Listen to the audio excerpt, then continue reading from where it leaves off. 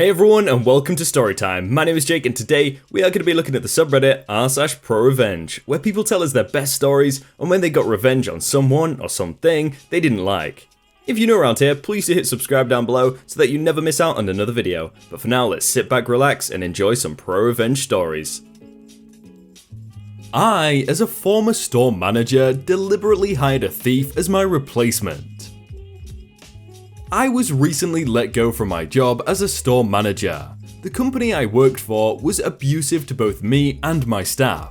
Some examples, there are a lot more, would be the owners/upper management coming to the store and chasing the staff around while snapping their fingers and saying, "You're not working hard enough, go, go, go." The owners/upper management coming to the store and telling me how fat ex-employee is. The owners/upper management spreading rumours about the staff and I. The owners/upper management screaming at us over the phone loud enough that the customers could hear it. A month or so before I was let go, I had to pay dispute, wherein I explained bluntly, but professionally, how they need to pay me because it's the right thing to do. They had promised extra pay above my salary for working hours I shouldn't have had to do because of something they did and then purposely did not pay me that money. Eventually they paid me, but they really didn't like that I stood up for myself and thus started their plan to get rid of me. One of them even stopped speaking to me altogether. After this, I was strangely given permission to hire a staff for the store. I needed one, so I happily posted an ad online and started interviewing people. It took a month, but I finally found one I liked and called their references, which came back average but good enough. A sales representative I knew saw the resume on my desk and told me I should call X business, which was not on the resume. I did, and it turned out this person had been fired for theft of money and product in the same industry of which I'm hiring for. I decided not to hire the thief. A few days after deciding against the thief, I was forwarded a resume from the owner that had stopped speaking to me. It was instructing me to interview the thief I decided against.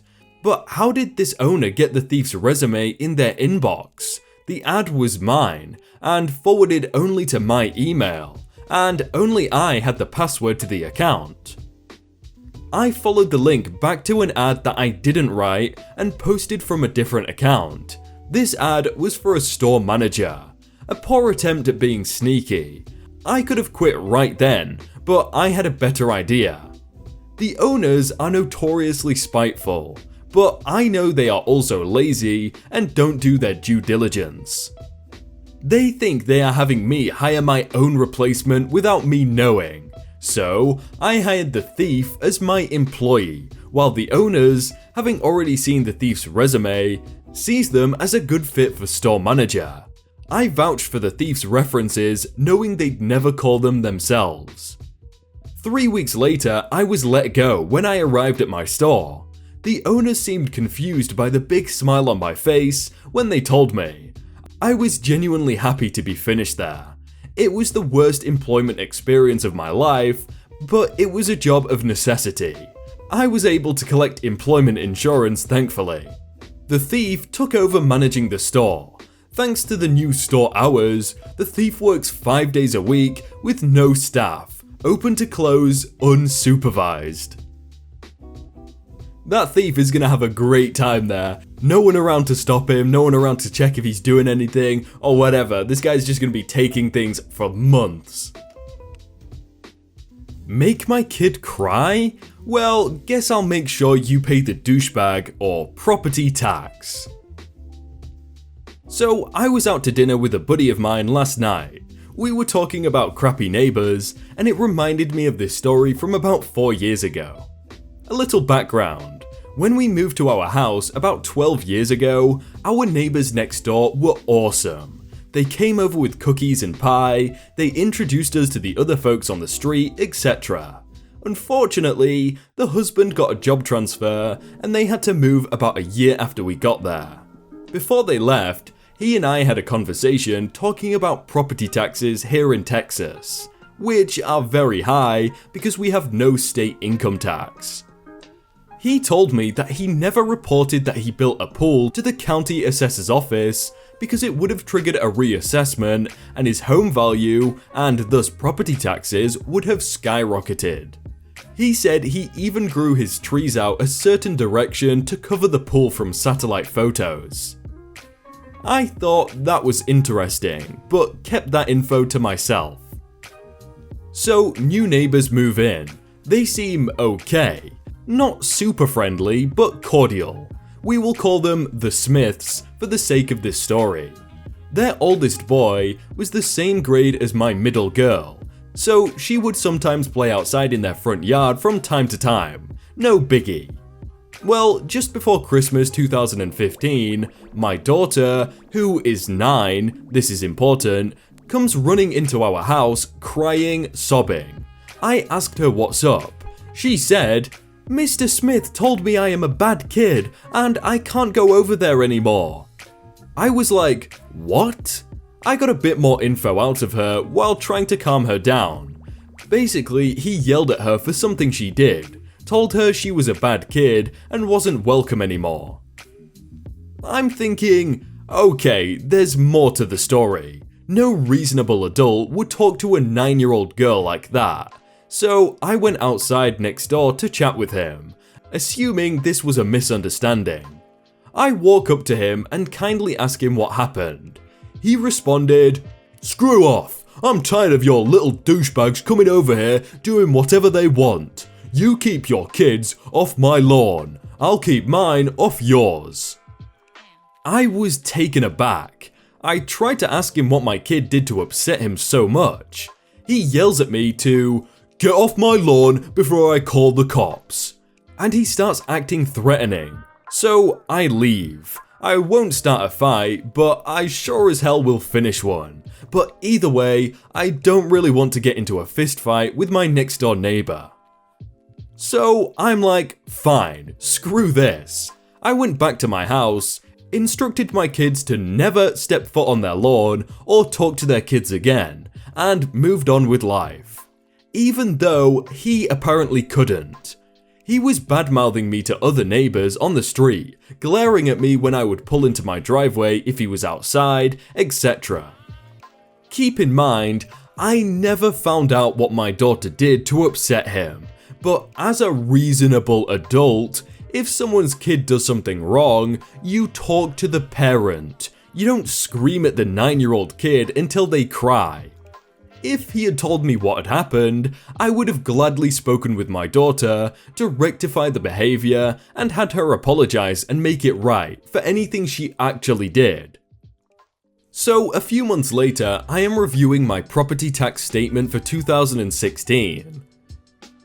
On our county's website, you can see your bill, as well as the bill and assessments for your neighbours.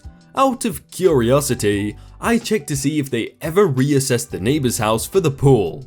Imagine my surprise, the county still doesn't seem to know they have a pool. So, their tax bill is like $4,000 and some change for 2016, similar to what it has been every year since they moved in. 'Twould be a shame if their bill went up because a reassessment was triggered due to a significant renovation or upgrade, per the assessor's website.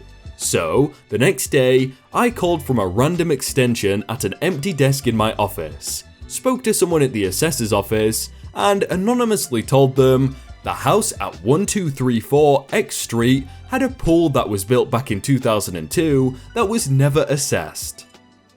Went back on the website a few weeks later to see if anything changed. Turns out the reassessment required a physical visit.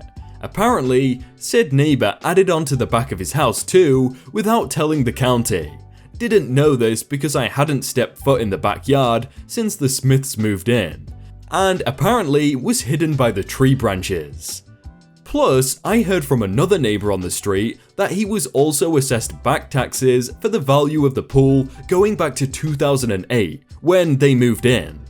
That 2016 tax bill shot up to almost $11,000, and has been close to $7,000 a year ever since.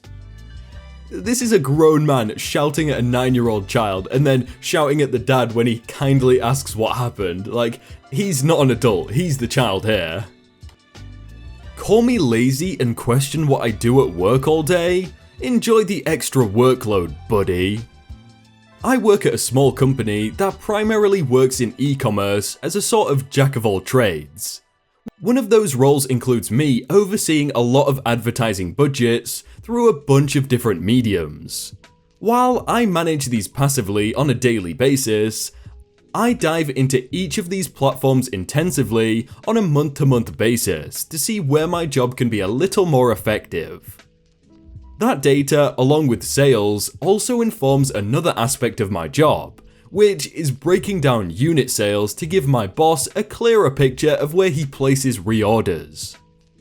Since we're a company with only a handful of people, and most have their own specialized roles, we work as a team, in an environment that mostly leaves you mostly responsible for your own time. If something lags behind, it is super obvious as to who is at fault. In my work with advertising and analytics, the situation is a little more opaque, as there are ups and downs during weeks, and some of this is fulfilled through other parties. Think FBA on Amazon. My co-worker who works in logistics is, without a doubt, a solid gold douche. He often drinks when he begins a shift, think a 40 or a tall boy or two, and it occasionally causes orders to be misplaced, wrong, or sent to the wrong address. As a treat, sometimes the warehouse will smell faintly of stale beer. On top of this, he's entitled and confrontational because he's the only one that does a real man's job, i.e. not primarily computer-based, and doesn't like the fact that I have a flexible schedule, wherein I can arrive/leave when I please, just so long as the work is done. Because of this confluence of factors, we'll go through phases where I don't interact with him much, at all, over stretches of time that can go through months. He's kept around because it's not easy to find someone who's familiar with specific logistic platforms, and can take over the job on day one. And if it happened, it would require me switching my job duties almost entirely to shipping to keep up with the demand. Still, with the work required, and in combination with the fact that a good chunk of this is third-party fulfilled, he got to enjoy a decent amount of downtime, and there were days when an hour-long phone call, or a 2-hour lunch, or coming in for a half day wasn't that uncommon. Earlier in the year, we had a semi-trailer full of product come in that I helped him unload along with the rest of the team. Extra hands were welcome, but not entirely necessary. But I came in on a day where I wasn't in a great mood. During the unloading, he chided me for being slow and told me to pick up the pace. "Put your back into it, bro." After years of snide comments like this, and just being generally fed up with him, I wasn't having it today. "Sorry dude, I haven't had my morning beers to give me that extra pep in my step." "What did you say? You wanna go, bro?" Go away, keep your comments to yourself, or you can unload the trailer alone. "You're a disrespectful douche. What do you even do here all day locked up in your office? Lazy loser." Lazy? Oh boy. At this point, my boss told us both to shut up and get back to work. I threw on my headphones and quietly did the rest of the unload without incident. But as I mulled over the exchange, I decided that this slight on me was going to be repaid in full. A few days later, I felt that it was time for a response, and decided to move up my reviewing processes for advertising. As part of these duties, I can move a lot of money around, and in fact, after a long review, I decided that we were just spending a little too much on third-party fulfillment. Maybe I can even scrape a few $100 extra in sales and savings if I move a few more orders in-house. A new module I was working on that would drive sales to our website instead of focusing on other channels? Let's double the budget and finish that up a few weeks ahead of schedule. And because I decided to let curiosity get the best of me, let's move a few $100s from an adequate but middling campaign that used third-party fulfillment and move that towards a different platform that would require us fulfilling the packages in-house. I told my boss that I was going to be experimenting with the advertising budgets a little more than usual to see if I could get some extra business, and warned him sufficiently that it might result in losses or additional money burn to get the data that I needed. I have a stellar track record, so he was, of course, fine with it. Over the next few weeks, this money was slowly moved over to ramp up the experiment.